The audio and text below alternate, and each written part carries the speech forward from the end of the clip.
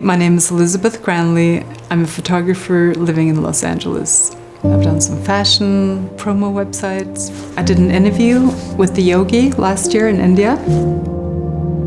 I also did 2 magazine covers with the presidential candidate Marianne Williamson. 2 years ago, I was traveling in Bangladesh and Nepal, and I had the opportunity to visit shelters for children who had been rescued from forced marriage, child labor, homelessness, and all kinds of trafficking, including sex trafficking. Some of the stories that I heard at the shelters broke my heart. One girl, 13 years old, she had been raped by her father almost on a daily basis, and she escaped from home. She was found wandering the streets of Dhaka. And then there were 2 sisters, 7 and 12 years old. Their mother had passed away. The father had married another woman. His new wife didn't want the kids, so she kicked him out on the street.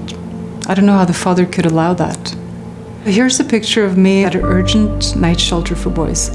They asked me to sing a song. I thought, oh, why don't I do the birthday song? So I asked, is there anyone's birthday today? And the teacher had been translating everything I was saying, and he pulled me aside and said, these boys don't know their birthdays.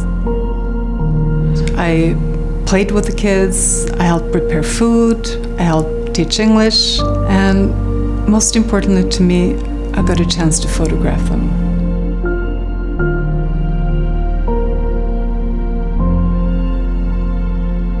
Here's a picture of some children at a school or daycare center for slum children. This was the room where all the small children slept, except for that one. He's looking at me.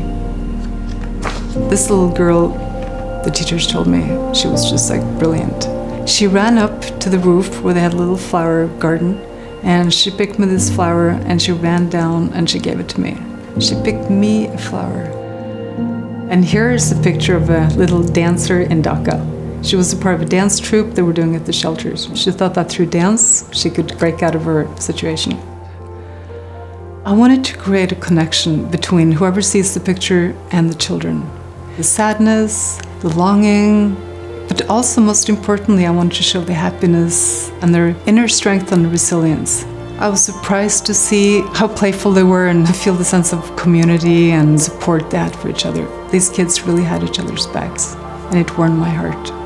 I mean, I can only imagine how relieved they must be to have a safe place to sleep, know they're going to get fed, and be in the company of people that could relate to what they've gone through. This is why I'm asking for your help. I'm making a book with the pictures that I took of the children. The book will be about 70 pages, color in black and white. Whoever donates $75 or more will receive a copy of the book. And if you don't have $75, even $1 is greatly appreciated.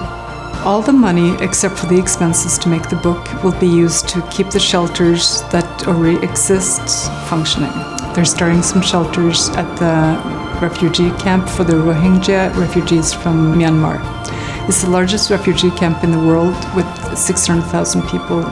More children will be rescued from brothels, and more children will be rescued from homelessness and forced marriages to much older men that abuse them and get a chance to live a productive life. It's going to be called The Lucky Ones, because these kids are the lucky ones. Thank you so much from the bottom of my heart. And also a big thank you on behalf of all those children whose lives we're helping to improve. And you're going to love the book. And yeah, okay.